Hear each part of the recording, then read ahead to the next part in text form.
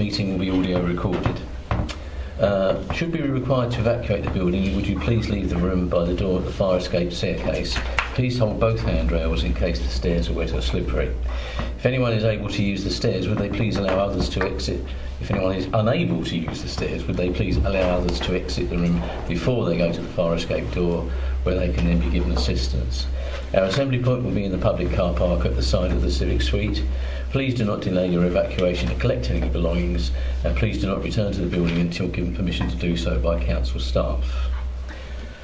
Right, first item I have is really a very sad one. As we know, Jill Lucas-Gill passed away at the weekend. It was a shock to us all, and I think we need to give some respect to Jill, to remember her as we do. So I'd like everybody just to stand for a minute silence, please.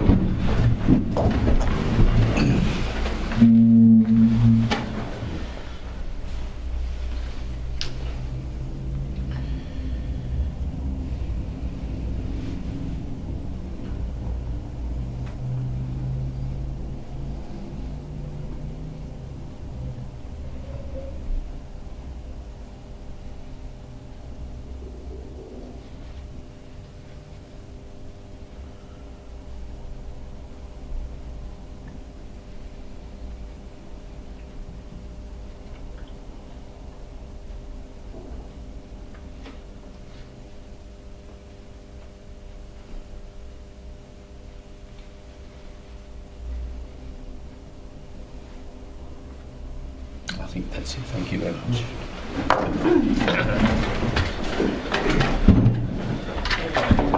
Thanks everybody for that. First item of business is apologies for absence. I think Councillor Simon-Smith was expected here, so we won't pass him for the moment, but we've got apologies I think from Keith Hudson and from, who else is it? That's it, Chairman. Oh, I thought there was another one. Okay. Non-members attending, there are none. Welcome to the member of the public. Minutes of the meeting held on the 15th of July. Is it your wish I sign them as a true record? Agree. Okay, are there any declarations of interest, please? Yes, please, Jim. I believe I need to declare an interest in item 6 about the process for awarding voluntary grants. Okay, fine, thank you. And obviously that's with your connections with REVs and other charities. Yes. Okay, thank you. If there's anything that members recognise as an interest during the meeting, please declare it at that point. We'll make sure it's included in the minutes. Sorry, Cheryl, yeah. Item 6, I think I will declare an interest because obviously I am involved with a lot of charities. So just in case they come up, I will declare interest. Thank you. Okay, thank you very much. Well, I'm sure there will be. And I think you've got the same interest, haven't you, Jo? I'll pop it down then. Thank you. Okay, it's best to declare rather than not to declare. Thank you. Okay, thank you very much indeed. Straight to item 6 then. I don't think there are any other matters referred. There aren't, Chairman, no. So item 6 then. So this is the process for awarding voluntary sector grants. Does anybody have any points they wish to raise, please? Yes, please, Councillor. Yes, thank you, Chair.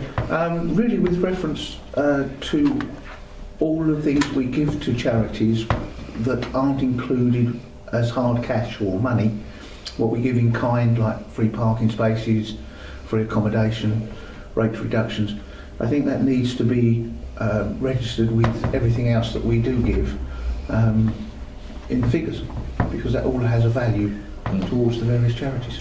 I think there is a certain amount of that done already, because I know when I go to the meetings where we're deciding on the criteria, using the criteria relating to who will receive a grant, that is part of the process that we do. But I think it's right that, for instance, do we give car parking spaces to certain organisations within our areas?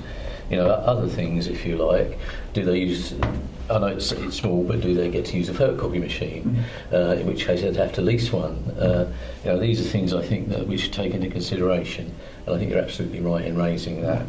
If I'm coming back, Chair, Please I think that needs to be shown so the public can actually see that as well, on top of what we actually give in hard cash terms. I agree with you. Members agreed on that? Yes, please, Ian. Yes, thank you, Chairman. Yeah, it's interesting because a member of CAB several years back, there's one of my residents actually grabbed hold of me to say he's very disappointed with the fact that the grant had gone down, even though basically when the grants were given, it was actually quite a large proportion of the actual grant. And it would seem, I quite agree with what Councillor Steptoe has said, that we need to actually monetise those things in kind that are given, so that residents and even volunteers for CAB, for RAVs, actually understand what they're getting over and above. Thank you. Thank you very much, Dee. Joe? Thank you, Chairman. I just wondered, it was just a question where we are in the commissioning process that we were looking at for RAVs and the CAB, or for actually providers of voluntary service support and the CAB. We're just in the well, I'll give you the exact dates if you I can supply you them tomorrow. I spoke to Andrew briefly a couple of days back, and we're right in the middle of the process, if that makes sense. So it shouldn't be that long, but I'll get the dates to you, Joe. And does that affect this in any shape or form then? Well, it's a separate commissioning process, isn't it, as part of that, as you recall? Yes. So they're still going to look to top slice? Well, unless members say that they wish the money to go from somewhere else. I think it's in the report that it's been top slice. Yeah. Yes, it is. Yeah. The only other point I'd raise, if I may, is that there are other organisations that give to various groups, be they other authorities or other charity groups that give to organisations. And I think that's one thing we really need to give consideration to. If we're aware that certain charities are receiving money from other sources, and very often that's part of the form that they get anyway, they would say who else they've applied for. We need to make sure there's a fair distribution, and that we're not supporting one charity that might get a fair amount of support from elsewhere, shall we say. So I think that's one thing that we need to consider going forward. I hope members agree with that. Okay. Were there any other questions, please? Okay. Right. So as far as the decision being recommended, is it agreed? Agreed. Okay. Thank you very much indeed. Right, so go to item 7. And go to the beginning. This is the Local Council Tax Support Scheme relating to the public consultation that we're going to undertake. I think members have the figures there relating to and the details of what's going out in the consultation, which I assume members will note. So it's not actually deciding anything at all relating to any of those figures. It's really just the detail of the consultation that's going out. Right, over to you. Yes, please. Chair. Mike, yeah, thanks. On the appendix, page 711, there's a number of questions there which I can't see the relevance of. Ethnic origin, gender, sexual orientation, religion.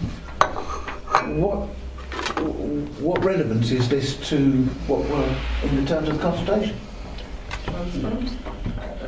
The process on the layout of this consultation. Sorry, I couldn't hear you say. Sorry, the layout of the consultation is following the standard process, and this is just a general ethnic minority monitoring form that would be standard in all consultations. If I may share, what would the information be used for in relation to this consultation? I think it will be trying to capture the views of those groups that may be adversely affected. And it's actually just monitoring the responses from the various groups, and it's just actually used in data, really. So is it sort of minority groups and ethnic groups and whatever? It is. But it may not just be the minority groups, Jen, because it's also about Well, no, I'm saying it. I mean, that's part of it. Absolutely. I'm not being exclusive in that, Yeah. absolutely, yeah. So it captures those protected characteristics groups and then just pulls together the information and responses from those groups specifically. Okay. Well, you're happy with that? I'm not totally. I still don't see the relevance of it in this context. In some surveys, yes, I can see the relevance. And the thought I have is, will it put people off responding? Will it be the opposite? Well, the point I'd raise, if I may, is that, I mean, if people don't actually answer those questions, are we still accepting their replies? Okay, because I mean that's something that you know, clearly I don't want to reject somebody if they're not prepared to admit that, you know, that they're part of a particular group, if you like. So I think that's the question I would ask. So the answer is no. Okay, let's smash it. But I'll try and take your. I'll start from my left. Take Joe first, please. Oh no, sorry, Chairman. It's been answered by Denise. Okay, thank you. Thank you, Chairman. Just a comment to say that you see this on most surveys now, and it's their choice whether they answer it. Indeed, yeah. But I wouldn't want to be rejected. That's No, but I'm saying it's on most surveys. Yeah, I know. It should be, really. When we all had our forms relating to you know, surveys, etc., this is what you see. Please, Ian. Thank you, Chairman. I noticed it has draft across it, which means it's not a finished Well, we're document. approving it now. Yes. Yeah. So in that case, would it be fair to say in Part C it's not obligatory? Yes. Maybe use a bit better. Not obligatory or a different one, or voluntary or something, yeah. I hate two negatives in there. Okay, but we can put, I'm sure John can come up with formal words because he does all these things. Yeah. As to the content of that, I think that's presumably for another date, if you like, as far as, you know, deciding where we go with our future LCTS coverage and the any help we may give as far as that's concerned. Absolutely. So the responses will be collated and will be coming back to the executive, and I anticipate that being, I think it's around the 4th of November, I understand, is the date that it will be scheduled to come back. And then that's when we'll be requiring the executive to make a decision. Okay. So this is out for consultation up to, sorry, I've missed the date. So we're anticipating that we'll be able to start the consultation at the end of September, and it'll be a 4-week consultation, which will give us time to then collate the response and come back for the 4th of November meeting. And that'll be on our website. I don't know if it'll be in our newspaper that goes out, will it? I'll find out, Chaz, good point. I'll find out. I mean, I just want to make sure we can get as much coverage as we can, which I think is only fair. And, you know, if any hard to reach groups, you know, can be covered by any way, I think that's very relevant as well, if I may. Jo, you want to come back? Sorry. That was one thing, thank you, Chairman, about our hard to reach groups, but also I presume it's going out for the SHLs in the We will end. do, yes. So that Andrew normally sends them out, as you know, to the full spectrum. Yeah. Wonderful, thank So you. just for the benefit of the table, strategic landlords, housing landlords. Social housing landlords. Social housing Yes, landlords, yeah. Chairman. Thank you. Even I got it wrong, clearly. Okay. Any other points on that, members? Are members happy to support the decision being recommended? Yes. Okay, thank you very much. That formally ends the meeting. Thank you very much. It's very, there wasn't an awful lot to consider in this meeting, so you know, it's a very quick meeting. So thank you very much indeed.